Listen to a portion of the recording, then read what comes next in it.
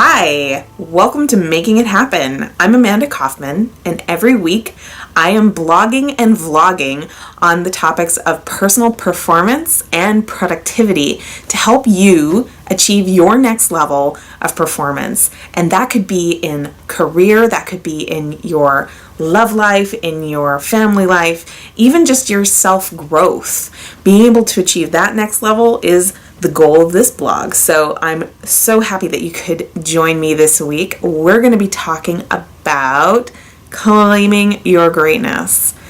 Why talk about that? Well, because I have discovered as a connoisseur of personal transformation that claiming your greatness is really an essential ingredient. It's a first and last and every middle step of personal transformation and really achieving those goals that you want to achieve.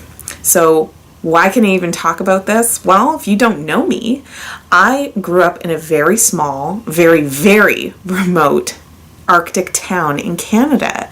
And I had, unique opportunities being brought up there for sure.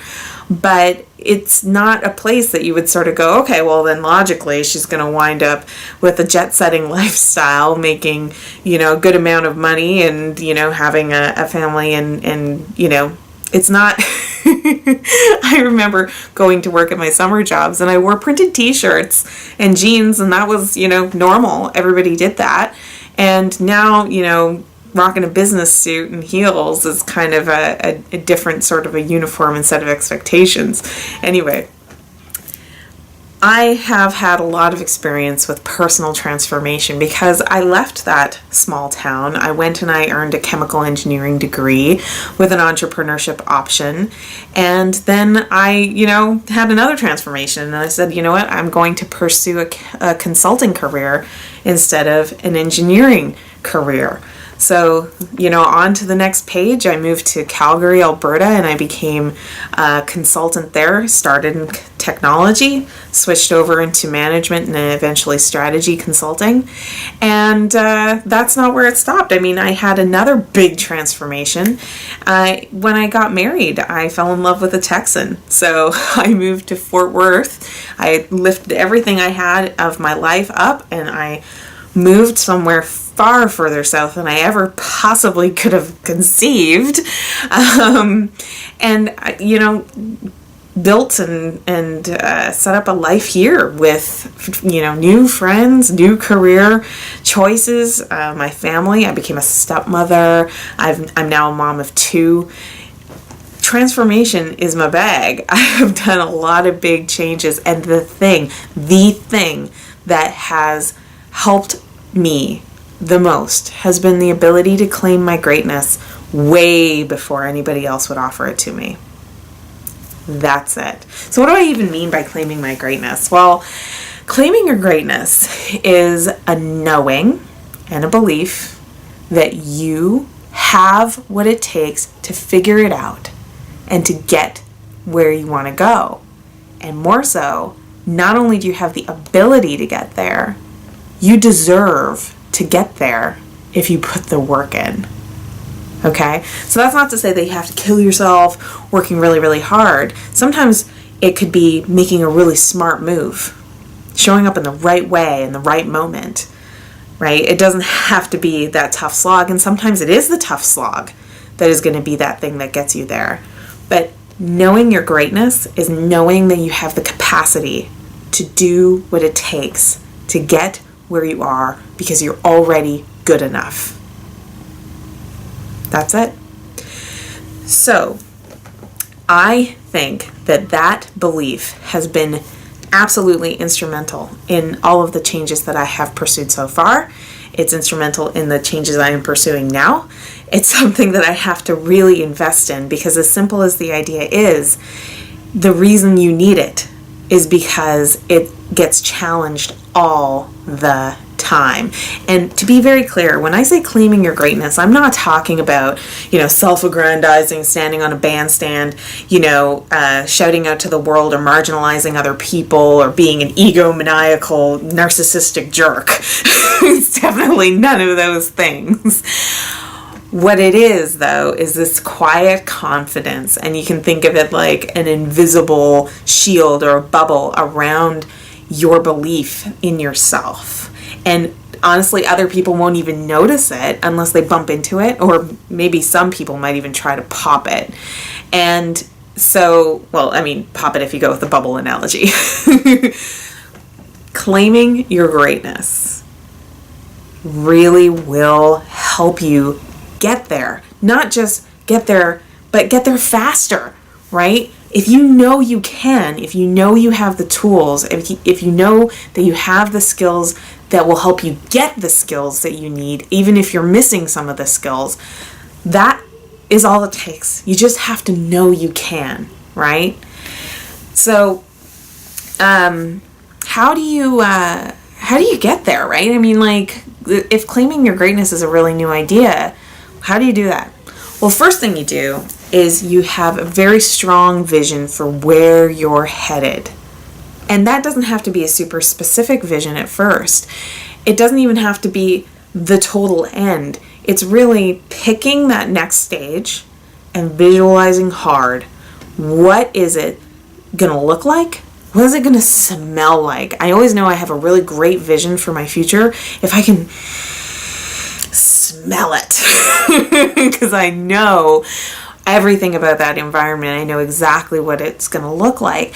That helps you show up into it, right? Even if you're not there yet. Now, sometimes you're going to know something, with lots of steps to get to the end, and sometimes you're not going to have that clarity. That's okay. Get the clarity at that next level, right? Get there and then set clarity for the next level. Treat it like a stepwise kind of a process. So once you know where you want to go, you need to spend the time talking to yourself, journaling, doing whatever you have to integrate the idea that you deserve that new normal. It's okay to want the new normal. We have these weird ideas that we don't deserve something until we already have it. Like, we don't deserve to lead others until we're a manager. How true is that, right? If you're influencing other people into action, guess what? You're a leader, which basically makes every human being a leader at some time in some capacity. Sometimes we believe that we don't deserve to be loved until we have love. But how true is that, right? Your lovability has nothing to do with your relationship status, right? You are lovable, right? That's a very core belief for many of us for a reason, because it's true. When we aspire to new levels that we don't have yet, that drives us forward. High achievers know this, right? The difference is, don't be ashamed of it. Don't hide it, right? Our tendency, even if you are a high achiever and even if you dare to aspire or you're audacious enough to go for it, that kind of language implies that you don't really deserve that sort of thing in the first place, and you're really just kind of breaking a boundary. And what about this? Let's try this one on for size. Instead of thinking about your next move as being audacious, why not think of it as being inspiring? It's an inspiring normal, an inspiring goal, right? Instead of I'm daring to do this, how about I must do this? I must do this because I'm so inspired by the goal. Little language tweaks, but what I'm doing there is I'm taking the judgment out of the language so you can free yourself to really believe that you actually deserve the outcome. Third,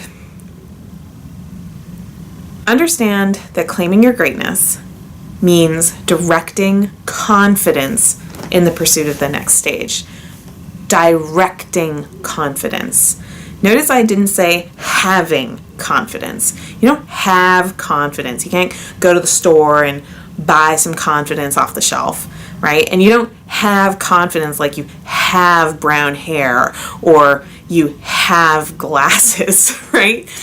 That's not the way confidence works. Another kind of popular idea is confidence looks a lot like the popular kids in high school. The thing is, confidence isn't that at all, right? If anything, those kids might have been very, not confident, right? You think about bullying behavior, that comes from a place of lack of confidence, not abundance of it. So what is confidence anyway, and why can you direct it? Confidence is simply a decision to move forward. That's it. It's a decision to move forward despite any fears, and it's a decision to move forward because it makes sense to move forward, because you have that knowing, you've claimed your greatness, that you can move forward. And here's the funny thing. When you make the decision to move forward, it causes you to take action. And when you take action, you get better at that action. And when you get better at the action, it gives you more confidence to take another step. That's called the confidence-competence loop. As you become more competent, you gain confidence, as in you will be more willing to make those decisions that will propel you forward. It's like this momentum thing, right? Now, it does work the other way. If you take a step forward and it blows up in your face, your confidence might take a hit, right? Because you're going to be scared to take another step. But the point is, keep that confidence-competence loop moving forward, and it will serve you. It will serve you. And claiming your greatness is basically saying, I'm going to claim my confidence and I'm going to direct it forward against my goals. So fourth, claiming your greatness is really important for big changes and transformations, because there will always, read my lips, there will always be voices that challenge your greatness. There will be. They will be voices from, sometimes they're from, trolls, people that are just trying to put you down, but actually most of the voices are going to come from people that are very close to you, like friends, like family, like colleagues, who want you to stay safe, stay small, and stay unchallenged, and be normal, right? We want people to be normal because we view normal as safe, and if we can be safe, then that's good, right? The trouble is that if you're a high achiever and you want to achieve a new level of greatness, normal really isn't the goal. You're not going for an average of your current circumstance. You're looking for that new normal, right? Which is a different level. So their desire to keep you safe is actually preventing your progress forward. And sometimes that safety doesn't turn out to be all that safe, right? Maybe you're not making as much money as you could, or maybe you don't have as fulfilling relationships as you could, or maybe you haven't started your family yet because everybody says that you should be more established before you go ahead and do that. Well, is that really serving you? You're the only one that can decide that, and unless you claim that greatness in yourself to decide, I will do this despite what people are saying, you're going to be stuck, right? The other voice you should be aware of, and the one that's very, very close to you, is the voice in your own mind. We all have gremlins that are designed to keep us safe and small and unchallenged. And these are the voices in our mind that tell us, ooh, don't do that. You're not very good at that. You should stop, right? And it sounds a lot like our own self and our own voice, but it's not, right? It's just a mechanism to try and keep you safe and small, right? It's trying to do something really good, but if you listen to it, if you follow through on it, and you give into it, and you surrender your greatness to it, you won't make the kind of progress that's going to make you happy, right? That you're not going to be content with your goals, right? And here's what I know about high performers. A high performer who says to me, I just want to be normal, Amanda. I just want some normal. That lasts for a very short period of time, because high achievers get restless and they want more. So don't fall for that trap. Don't fall for the voices. And the way you don't fall for the voices is you claim that greatness. And finally, the fifth thing I'll cover today, your greatness reminds you of all the challenges that you faced and all the attributes that you have that will galvanize you for forward action. So what do I mean by that? One of the bigger transformations I've experienced in the last few years is motherhood with an advancing career. Every single day, people say, well, how do you do that? Right? And they'll often, once I explain how I do that, they go, oh, I could never do that. And I can't help but think to myself, well, you could if you decided that's what you wanted to do and you understood that you are good enough and you can, right? Now, I recognize that sounds a little fluffy, like maybe there's not a lot of substance to it, but the fact is there is. Because if you can really believe it, when challenges come your way, you will be willing to come up with the problem solving that you're going to need to overcome the challenge. And if you're super galvanized in your greatness and in your desire for the goal and that you deserve the goal, regardless of what anybody else says, regardless of the negative self-talk you might be experiencing, that's what's going to help push you through. That's the single biggest strategy. So I want to leave you with a few reflective points today. Where in your own life are you staying safe and small and unchallenged? And maybe you're noticing that, right?